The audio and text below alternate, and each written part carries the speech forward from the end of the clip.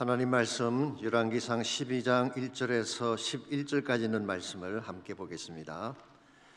열왕기상 12장 1절에서 11절까지 최신이라 알고 한 절씩 교독합니다. 르호보암이 세겜으로 갔으니 이는 온 이스라엘이 그를 왕으로 삼고자 하여 세겜에 이르렀음이더라. 느바세 아들 여로보암이 전에 솔로몬 왕의 얼굴을 피하여 애굽으로 도망하여 있었더니 이제 그 소문을 듣고 여전히 애굽에 있는 중에 무리가 사람을 보내 그를 불렀더라. 여로보암과 이스라엘의 온 회중이 와서 르호보암에게 말하여 이르되 왕의 아버지가 우리의 멍에를 무겁게 하였으나 왕은 이제 왕의 아버지가 우리에게 시킨 고역과 매우 무거운 멍에를 가볍게 하소서. 그리하시면 우리가 왕을 섬기겠나이다. 르호보암이 대답하되 갔다가 3일 후에 다시 내게로 오라 하매 백성이 가니라. 르호보암 왕이 그의 아버지 솔로몬의 생전에 그 앞에 모셨던 노인들과 의논하여 이르되 너희는 어떻게 충고하여 이 백성에게 대답하게 하겠느냐. 대답하여 이르되 왕이 만일 오늘 이 백성을 섬기는 자가 되어 그들을 섬기고 좋은 말로 대답하여 이르시면 그들이 영원히 왕의 종이 되리이다 하나 왕이 노인들이 자문하는 것을 버리고 자기 앞에 모셔있는 자기와 함께 자라난 어린 사람들과 의논하여 이르되 너희는 어떻게 자문하여 이 백성에게 대답하게 하겠느냐. 백성이 내게 말하기를 왕의 아버지가 우리에게 메운 멍에를 가볍게 하라 하였느니라. 함께 자라난 소년들이 왕께 아뢰어 이르되 이 백성들이 왕께 아뢰기를 왕의 부친이 우리의 멍에를 무겁게 하였으나 왕은 우리를 위하여 가볍게 하라 하였은즉 왕은 대답하기를 내 새끼 손가락이 내 아버지의 허리보다 굵으니 11절 다 같이 읽습니다. 내 아버지께서 너희에게 무거운 멍에를 매게 하셨으나 이제는 나는 너희의 멍에를 더 무겁게 할지라. 내 아버지는 채찍으로 너희를 징계하였으나 나는 정갈 채찍으로 너희를 징계하리라 하소서. 아멘. 재해보험을 다루는 사람들이 흔히 말하는 법칙 중에 하인리히의 법칙이라고 하는 것이 있습니다. 이것은 1931년도에 허버트 윌리엄 하인리가 쓴 산업재해 예방 과학적 접근이라는 책에서 처음으로 소개된 내용입니다. 이 하인리라는 사람은 원래 미국의 여행자 재해보험회사에서 일하던 직원이었습니다. 그는 수많은 산업재해의 사례를 분석하던 중에 이런 통계적 법칙 하나를 발견하게 됩니다. 큰 사고나 재해가 발생하기 전에 반드시 일정한 분량의 경고와 신호가 온다는 사실입니다. 통계적으로 먼저 300번가량의 신호가 주어지고 그 다음에 29번의 경고가 주어집니다. 그러고 나서 한 번에 큰 사고가 터지는 것입니다. 그래서 이것을 1대 29대 300의 법칙이다, 그렇게 부르기도 합니다. 그런데 사람이 큰 교통사고를 당하기 전에 300번 정도의 위험한 순간을 경험합니다. 깜빡하고 빨간불을 지나간다든가, 레프턴을 할 때 고개를 돌리지 않는다든가, 통행로에 사람이 들어왔는데 모르고 차를 몰고 간다든가, 이런 사고는 위험하진 않지만 깜빡하면 잘못될 수 있는 그런 순간이죠. 이와 같은 것을 non-injury accident, 혹은 near misses 그렇게 부릅니다. 이것을 방치하게 되면 그 다음에 29번 정도의 경미한 사고가 일어납니다. 접촉사고나 가벼운 추돌사고 같은 것이 일어나죠. 이것을 minor injury라고 부릅니다. 그런데도 이 모든 경고의 사안을 무시하게 되면 한 번의 대형 사고가 일어나죠. 이것을 major injury라고 하는 것입니다. 그러므로 사소한 징후들이 일어났을 때에 그 원인을 잘 파악을 하고 잘못된 부분을 고치면 전체가 무너지는 대형 사고는 막을 수가 있는 것입니다. 그럼에도 불구하고 우리는 많은 경우에 경고의 사인을 무시하거나 지나칠 때가 있습니다.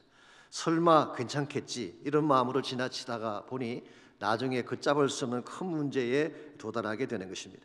우리의 건강도 마찬가지죠. 오늘 갑자기 무너지는 줄 알지만 그렇지 않습니다. 사실 여러 차례 경고가 오는 것입니다. 입맛이 없다든가 쉽게 피곤해진다든가 체중이 준다든가 경고의 사인이 오면 어떻게 해야 될까요? 빨리 병원을 찾아가서 의사 선생님을 뵈야 하는 것입니다. 그래야지 더 큰 중병을 막을 수가 있는 거죠. 가정의 위기도 동일합니다. 오늘 갑자기 찾아오는 것처럼 생각되지만 실제는 그렇지 않습니다. 그 전에 작은 징후들이 많이 나타나죠. 이것을 잘 관찰을 하고 바르게 핸들하게 되면 가정의 위기는 얼마든지 극복될 수가 있는 것입니다. 이런 의미에서 우리가 인생을 지키고 건강을 지키고 가정을 지켜내려면 아직 기회가 있을 때 이것을 잘 다루어야 하는 것입니다. 잘못된 것은 고치고 부족한 것은 채우고 자신의 힘만으로 안 된다고 여겨질 때는 하나님께 나가서 기도해야 하는 것입니다. 그러면 설사 위기가 온다고 하더라도 그것을 극복해낼 수 있고 더 좋은 차원의 회복으로 나아갈 수가 있는 것입니다. 성경 말씀에 의하면 우리가 믿는 하나님은 다시 기회를 주시는 second chance의 하나님이십니다. 즉 한 번 실수나 실패를 했다고 끝내시는 것이 아니라 다시 기회를 주신다는 것입니다. 왜냐하면 하나님의 본심은 우리를 치는 데 있는 것이 아니라 축복하심에 있기 때문에 그런 것입니다. 그래서 우리가 잘못된 길로 가려고 할 경우에는 경고를 주기도 하시고 환경이나 사건을 통해 우리의 attention을 집중시키실 때가 있죠. 그때 잘 깨닫고 하나님께로 돌아가면 우리는 얼마든지 회복이 가능한데 끝까지 경고의 기회를 놓치게 되면 우리가 감당할 수 없는 파멸로 가게 되는 것입니다. 저는 그 대표적인 예가 복음서에 나오는 가룟 유다의 케이스가 아닌가 생각합니다. 사실은 예수님께서 여러 차례 경고하시고 기회를 주셨어요. 예를 들면 마리아가 옥합을 깨뜨릴 때에 가룟 유다가 업셋돼서 항거했지 않습니까? 그때 예수님께서 아니다, 이 여인이 잘한 것이다, 이 여인이 행한 것을 복음이 전파되는 곳마다 전하라. 이건 예수님께서 이미 이 사건에 대해서 경고를 주신 것입니다. 또 세족식을 할 때도 너희 중에 한 명이 나를 팔 거다 경고를 하셨어요. 최후의 만찬 자리에 갔을 때에 심지어 마태복음 26장에 보게 되면 주님 이렇게 말씀하십니다. 그릇에 손을 넣는 자가 나를 파는 자다. 근데 그 순간에 가룟 유다가 손을 넣으면서 뭐라고 했는지 아십니까? 나는 아니지요. Is it me? Surely not I. 그렇게 이야기했어요. 그때 예수님께서 너가 말하였느니라. You have said it.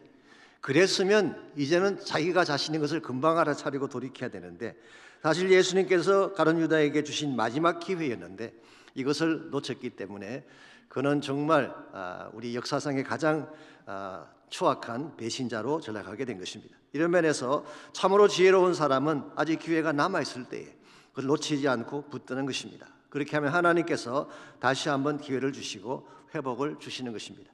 여러분이나 저의 삶에도 항상 문제가 찾아옵니다. 늘 건강하고 견고한 삶을 살면 좋겠지만 그렇지 않을 때가 있죠. 위기의 장면이 도래할 때가 있습니다. 그때에 우리가 하나님께로 나아가서 하나님이 주시는 기회를 잘 핸들해야 되는 것입니다. 그렇게 하면은 우리는 기회를 다시 붙잡게 되고 회복을 향해 나갈 수가 있는 것입니다. 그러므로 어떤 문제가 생길지라도 어떤 위기가 찾아올지라도 하나님이 주시는 기회를 놓치지 아니하고 진정한 회복으로 나아가려면 과연 무엇이 필요할까? 오늘 같이 봉독한 본문을 가지고 이것을 함께 나눠보려고 합니다. 오늘 같이 읽은 본문에 보시면 하나님이 주신 회복의 기회를 날려버리고 나라를 두 조각으로 만들었던 르호보암의 스토리가 오늘 본문에 기록되어 있습니다. 르호보암은 솔로몬의 아들로서 41살에 왕에 오른 사람입니다. 그러나 그가 왕에 올랐을 때 이스라엘의 상황은 결코 건강하지 못했습니다. 솔로몬의 실정으로 곳곳에서 문제가 터져나오고 있었죠. 과도한 세금과 또 노역으로 백성들은 지쳐 있고 영적으로도 우상 숭배로 황폐한 가운데 있었습니다. 특별히 북쪽에 속하는 10지파 사람들의 반감은 최고조에 달해 있어서 폭발 직전까지 간 그런 상황이었습니다. 그런 상황에서 1절 말씀 보시면은 르호보암이 세겜으로 갔다고 했습니다. 르호보암이 세겜으로 갔으니 이는 온 이스라엘이 그를 왕으로 삼고자 하여 세겜에 이르렀습니다. 세겜이라는 지역은 예루살렘 북쪽 58km 떨어진 곳에 있습니다. 에브라임 지파에 속하는 지경이죠. 한때는 이스라엘의 정치 종교의 중심지였습니다마는 지금은 예루살렘이 중심지가 됐죠. 자, 르호보암이 왜 그곳으로 갔을까요? 1절 말씀을 다시 보시면은 온 이스라엘이 그를 왕으로 삼기 위해서 모였기 때문이다. 여기서 말하는 온 이스라엘 지파는 온 이스라엘은 사실은 북쪽 10지파를 말하는 것입니다. 한 가지 흥미로운 사실은 바로 앞절인 11장 43절을 보시면은 솔로몬이 그의 조상들과 함께 잠에 그의 아버지 다윗의 성읍에 장사되고 그의 아들 르호보암이 대신하여 왕이 되니라고 했어요. 이미 왕이 됐습니다. 그런데 또다시 온 이스라엘이 모여서 그를 왕으로 삼고자 한다는 말이 무슨 뜻일까요? 그 말은 이런 뜻입니다.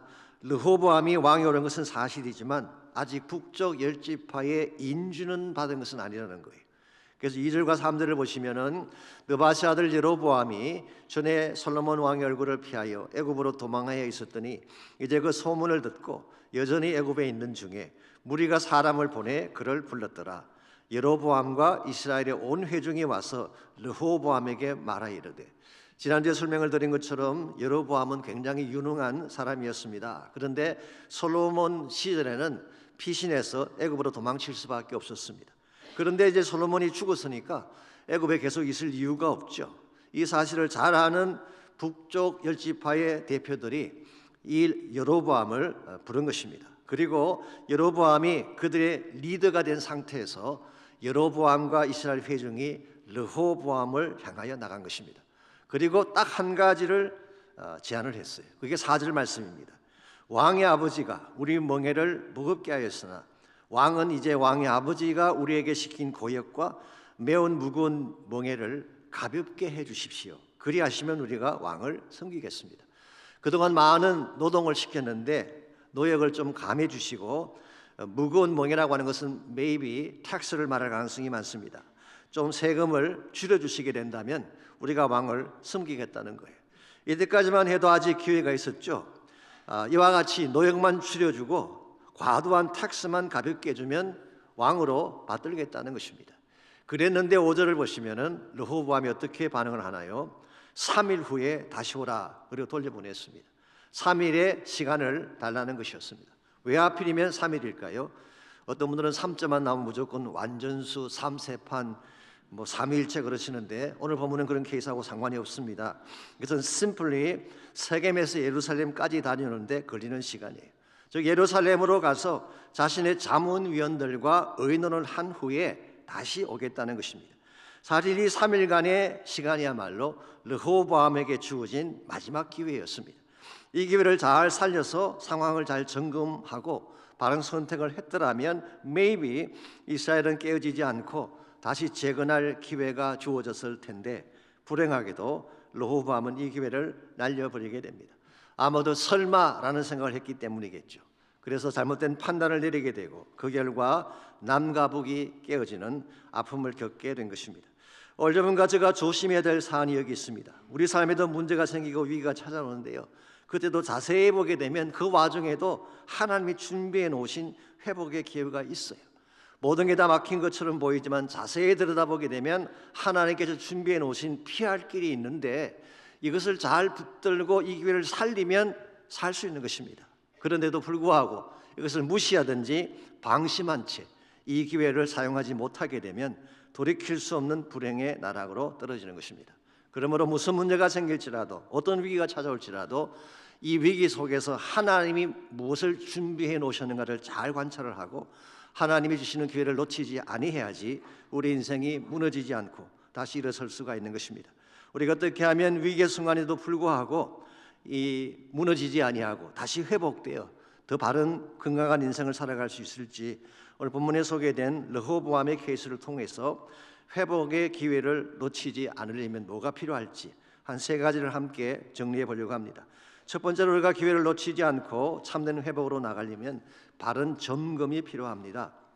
즉 나 자신을 점검하고 주어진 상황을 바르게 점검하는 시간이 있어야지 우리는 기회를 놓치지 않게 되는 것입니다. 오늘 본문에서 르호보암이 범했던 실수 중에 한 가지가 이것입니다. 그에게 3일간의 기회가 주어졌는데요, 그 3일 동안에 자문을 받을 수 있는 그룹이 2그룹이 있었습니다. 그 중에 하나는 노인들의 자문기관이죠. 원로 그룹이라고 할 수가 있고, 또 하나는 젊은이로 구성되어 있는 젊은 그룹의 자문위원들이 있었습니다. 먼저 6절을 보시면요, 첫 번째 자문 그룹이 나옵니다. 르호보암 왕이 그의 아버지 솔로몬의 생전에 그 앞에 모셨던 노인들과 의논하여 이르되, 너는 어떻게 충고하여 이 백성에게 대답하게 하겠느냐. 여기 보시면 솔로몬 왕 때부터 왕을 모셨던 노인들이 나오죠. 이분들은 경륜이 깊고 지금의 상황을 누구보다 잘 아는 원로들이었어요. 이 사람들은 7절 말씀 보시면 다음과 같이 충고를 합니다. 대답하여 이르되, 왕이 만일 오늘 이 백성을 섬기는 자가 되어 그들을 섬기고 좋은 말로 대답하여 이르시면 그들이 영원히 왕의 종이 되리라. 자, 백성을 섬기십시오. 그리고 좋은 말로 그들에게 대답을 하십시오. 그러면 그들이 당신을 왕으로 섬길 것입니다. 참으로 바르고 지혜로운 충정의 근간 그런 조언이 아닐 수가 없습니다. 그런데 이와 같은 조언을 르호보암이 좋아했을까요? 좋아하지 않았습니다. 그래서 8절 말씀 보시면은 그가 노인들의 자문을 버리고 자기 곁에 있는 사람들, 아마도 젊은 층에 해당하는 그런 사람들이겠죠. 그들의 의견을 묻습니다. 그랬더니 10절 11절 그들은 이렇게 답을 합니다. 함께 자라난 소년들이 왕께 아뢰어 이르되 이 백성들이 왕께 아뢰기를 왕의 부친이 우리의 멍에를 무겁게 하였으나 왕은 우리를 위하여 가볍게 하라 하였은저 왕은 대답하기를 내 새끼 손가락이 내 아버지의 허리보다 굵으니. 자, 르호보암의 새끼 손가락이 솔로몬의 허리보다 굵다는 이 말이나 되는 것입니까? 말이 안 되는 이야기죠. 그래도 불구하고 르호보암이 이 말을 받아들입니다. 여기에 자기 착각이 있는 것입니다. 잘못된 자기 진단을 내린 것이죠. 이와 같이 자신을 너무 큰 존재라고 판단하고 나니까 주어진 위기의 심각성을 놓치게 된 것입니다. 사실은요, 그 당시 여로보암의 존재가 르호보암보다 훨씬 더 컸습니다. 여로보암은 타고난 지도자였어요.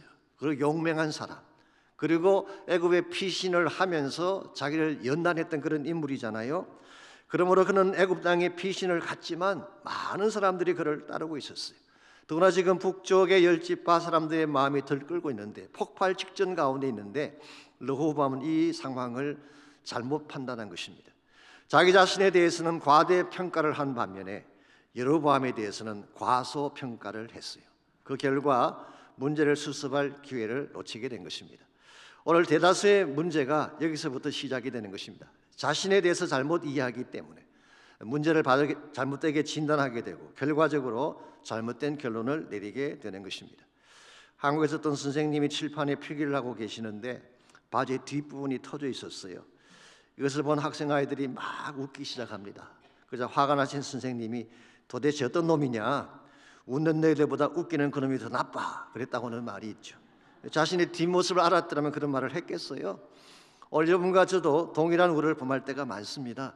자신을 알고 나면 범하지 않을 우를, 자신의 허물을 먼저 보게 되면 함부로 지적하지 않을 수도 있는데 자기의 우를 보지 못하기 때문에, 이게 소위 말하는 자기 착각입니다. 이거 대단히 위험한 것입니다. 심리학에서 자기 착각을 설명할 때 잘 쓰는 용어 중에 하나가 워비건 호스 효과라고 하는 그런 용어가 있습니다. 워비건이라고 하는 것은 두 글자의 합성어인데요.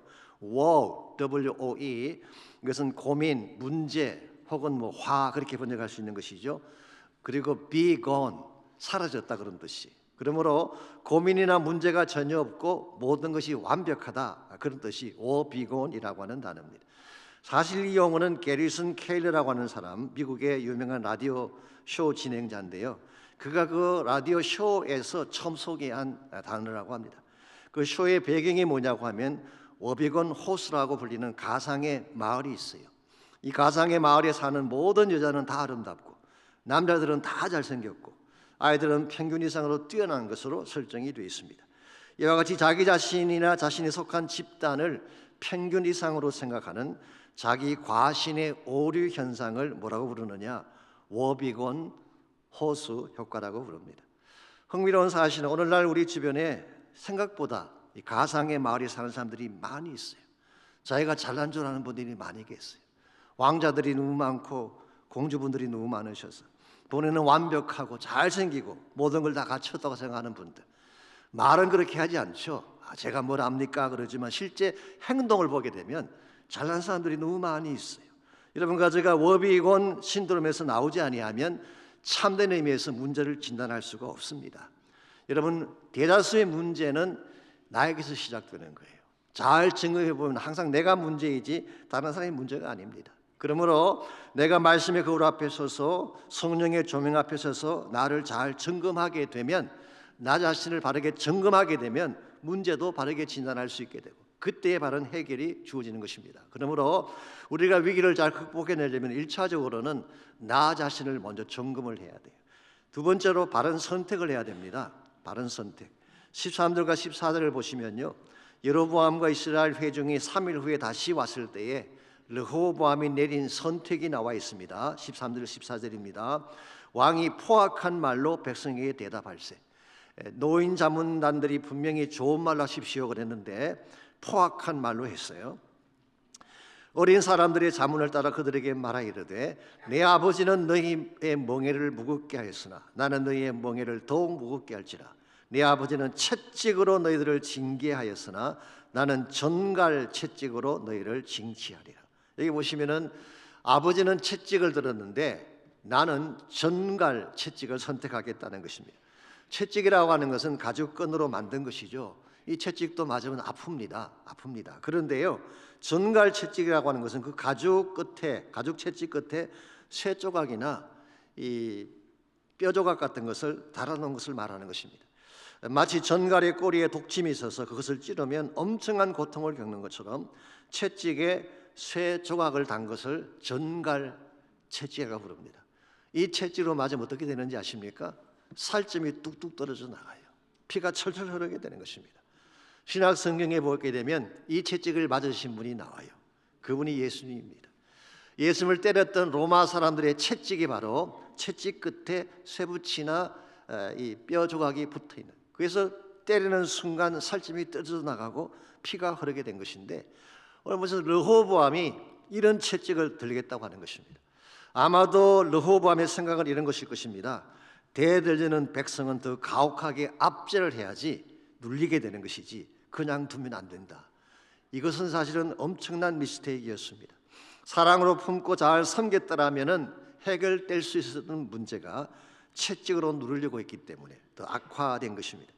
사실은요, 고대 군주들이나 독재자들이 이런 선택을 많이 했어요. 채찍으로 백성을 다스리는 것이 최선이다. 그렇게 생각을 한 사람들이 생각보다 많았어요. 그래서 여러분이 잘 아시는 마키아벨리가 쓴 군주론에 보게 되면 강한 군주가 되는 세 가지 요건을 적고 있습니다. 첫 번째가 뭔지 아십니까? 거짓말을 잘해야 된다. 무신을 당한 일단 닭발을 내밀어야 되는 거예요. 모른다, 그런 적 없다, 기억이 나지 않는다. 많이 듣던 용어 아닙니까? 한국에서 우리 정치하시는 분들이 늘 쓰던 용어들. 두 번째로 혼란을 야기하라. 그래야 독재를 하고 폭력을 행할 명분을 갖게 되는 것입니다. 세 번째로 두려움을 주라. 공포 분위기를 조성하라는 것입니다. 그래야지 군말 없이 따라온다. 사실 이것이 독재자나 군주들이 늘 써먹던 방식인데요. 그런데요, 역사를 한번 다시 보십시오. 이와 같은 독재자들이나 군주들이 과연 세상 역사를 주도했나요? 그렇지 않습니다. 잠깐 반짝하는 것 같았지만 사실은 다 몰락하고 말았어요. 오히려 사랑으로 보담았던 예수님의 영향력이 인류 역사의 방향을 바꾼 것입니다. 예수님은 거짓말을 하는 대신에 진리를 말씀하셨어요. 예수님은 혼란을 야기하시기보다 평화를 창조하셨어요. 심지어 경랑에 있는 파도마저도 잠잠하게 하시고 혼란 속에 처한 제자들을 건져주신 분이 예수님이시잖아요. 세 번째로 예수님은 채찍이 아니라 사랑으로 다스리셨어요.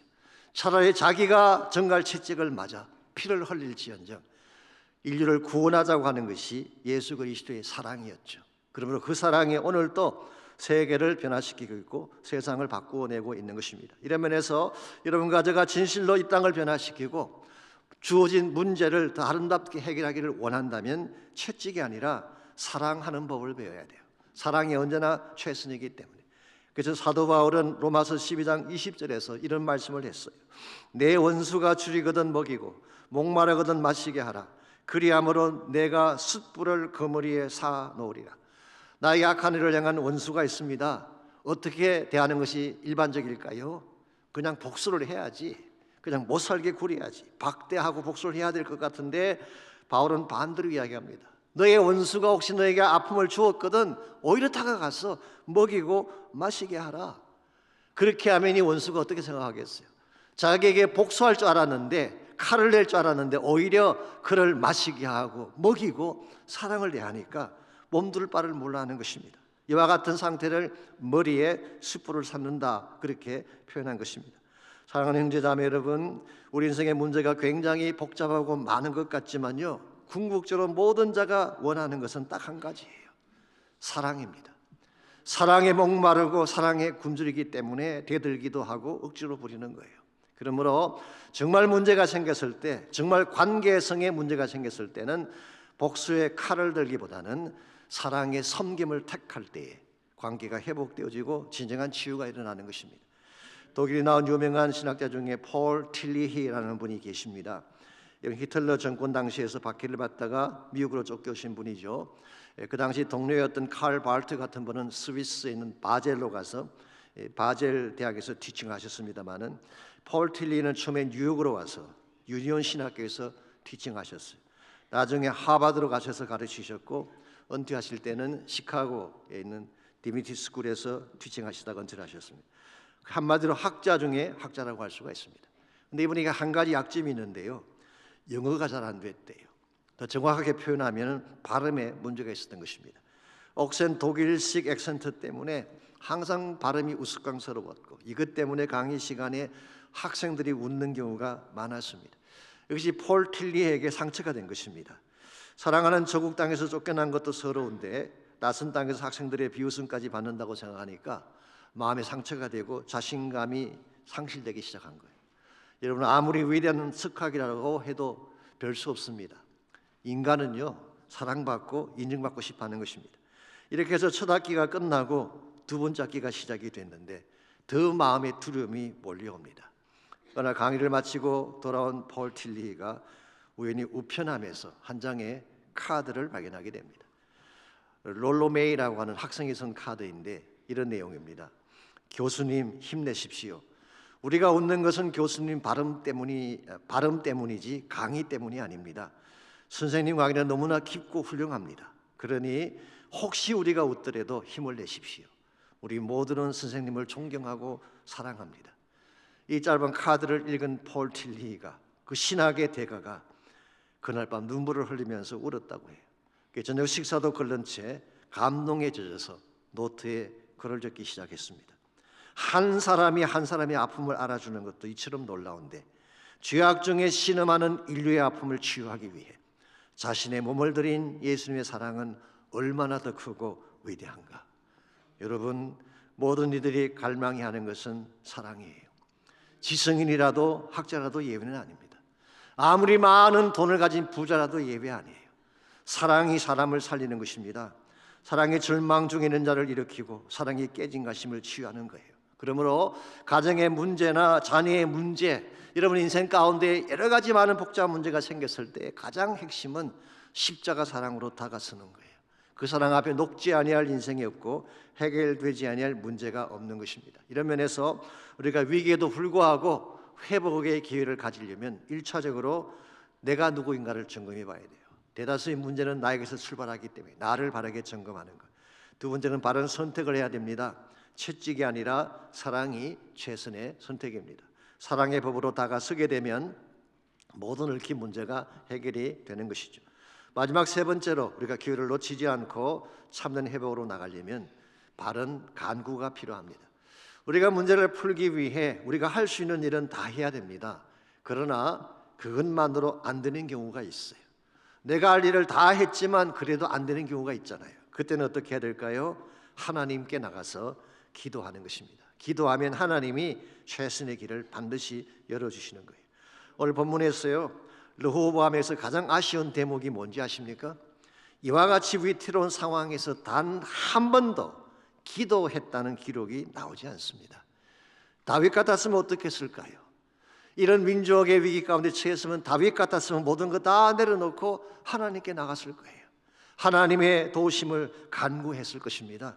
심지어 솔로몬 같은 이도 국가적인 재앙이나 위기 앞에서는 하나님께 제사를 드리고 기도를 했어요.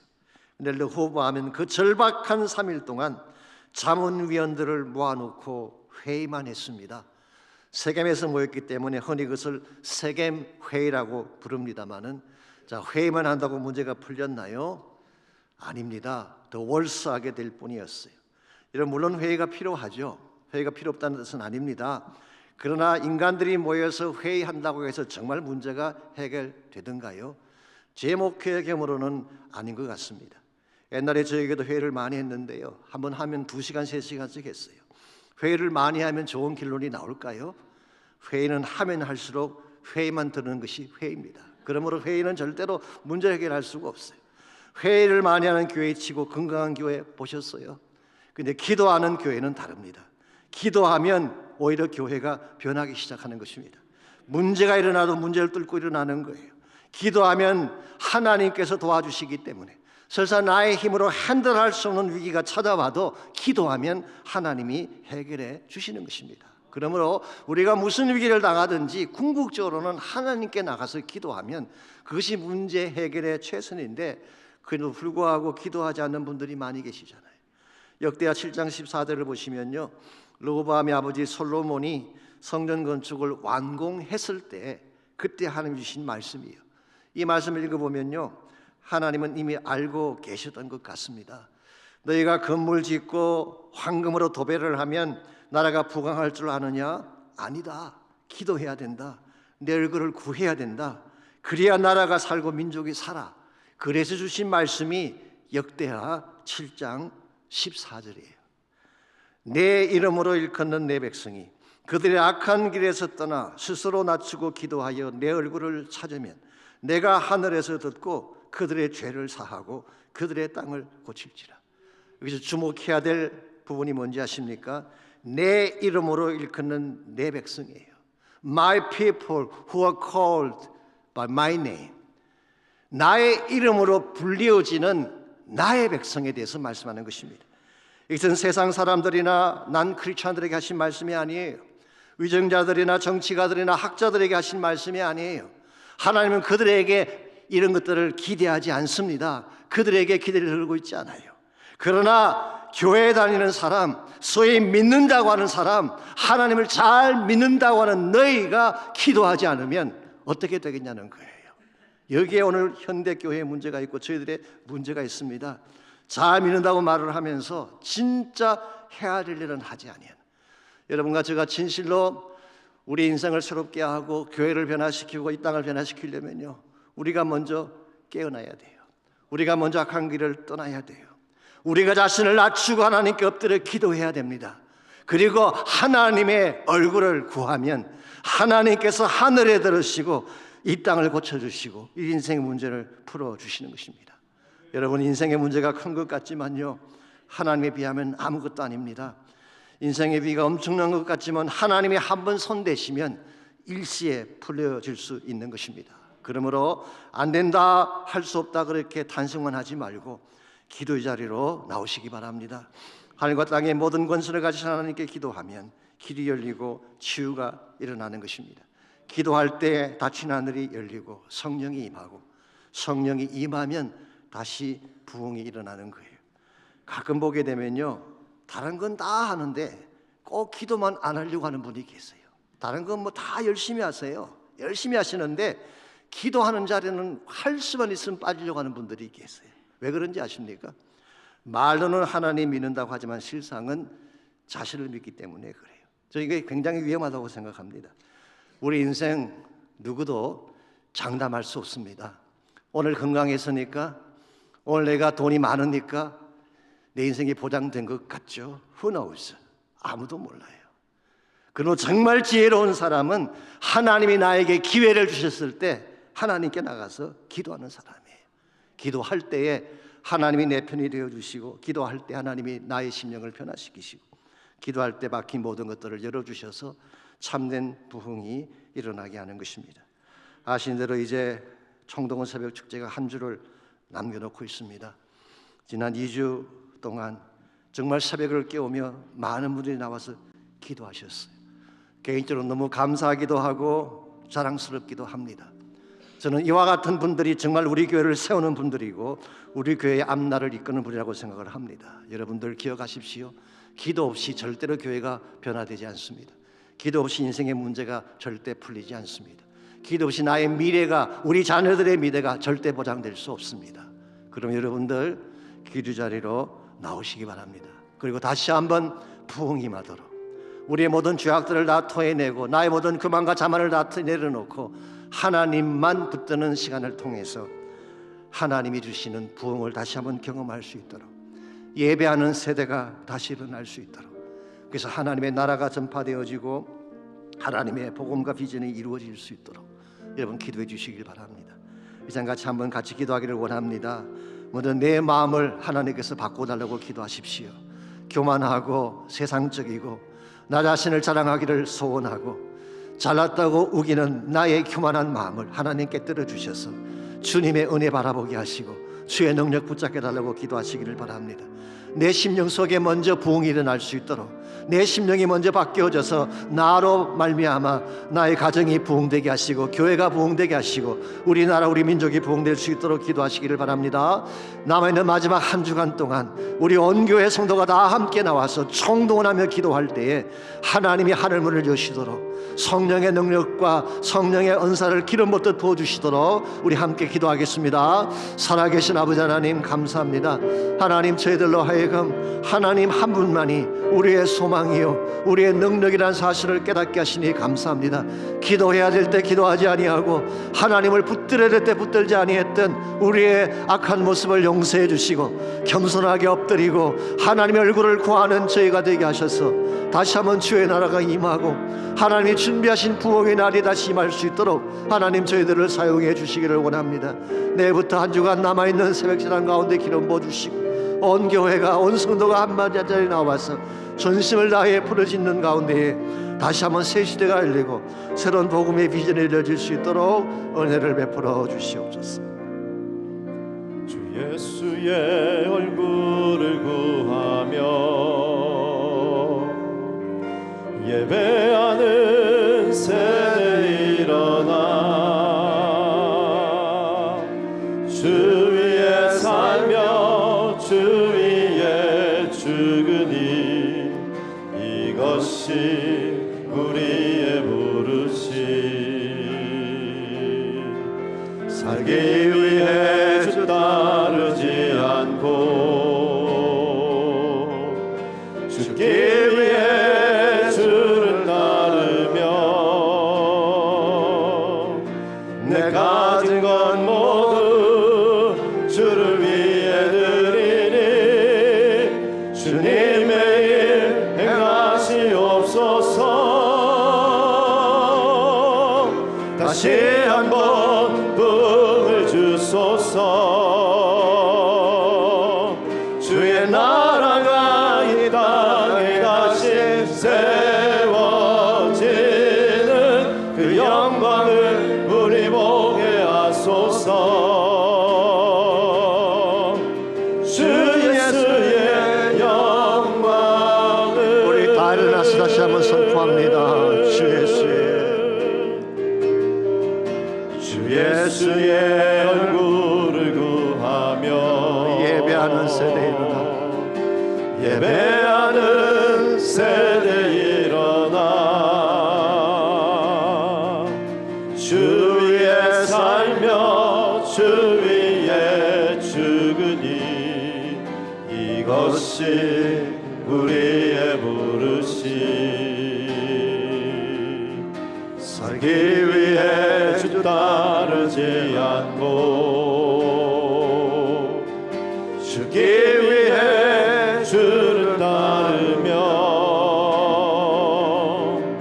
내 가진 것 모두 주를 위해 드리니 주님의 일 행하시옵소서. 다시 한번 부흥을 주소서. 주의 나라가 이 땅에 다시 세워지는 그 영광을 우리 보게 하소서. 주 예수의 영광을 다시 한번 부흥을 주소서. 주의 나라가 이 땅에 다시 세워지는 그 영광을 우리 보게 하소서. 주 예수의 영광 다시 한번 선포합니다. 다시 한번 부흥을 주옵소서. 다시 한번 부흥을 주소서. 주의 나라가 이 땅에 다시 세워지는 그 영광을 우리 보게 하소서. 주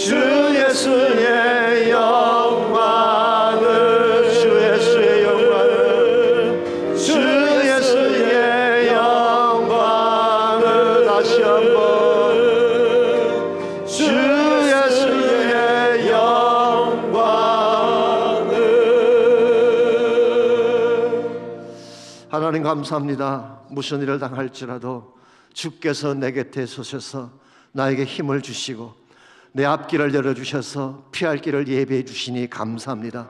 위기의 때에 홀로 서지 않게 하시고 위기의 때에 교만하지 않게 하시고 주 앞에 무릎 꿇게 하시고 주의 능력의 손 붙잡게 해주셔서 하나님을 향하여 담대하게 믿음으로 나아가서 오히려 위기가 변하여 기회가 되게 하시고 우리의 절망이 변하여 축복이 되어지는 아름다운 역사가 우리 모든 사랑하는 주의 백성들 가운데에 또 하나님의 교회 가운데에 임하게 하여 주시옵소서. 이제는 우리 구주 예수 그리스도의 은혜와 하나님 아버지의 무한하신 사랑과 성령님의 충만한 임재하심이 예배를 마치고 돌아가는 모든 성도 한 분 한 분에게 그들의 가정과 삶의 터전과 자녀들과 자손들 위해 이제로부터 항상 함께해 주시기를 예수님의 이름으로 간절히 축원하옵나이다. 아멘.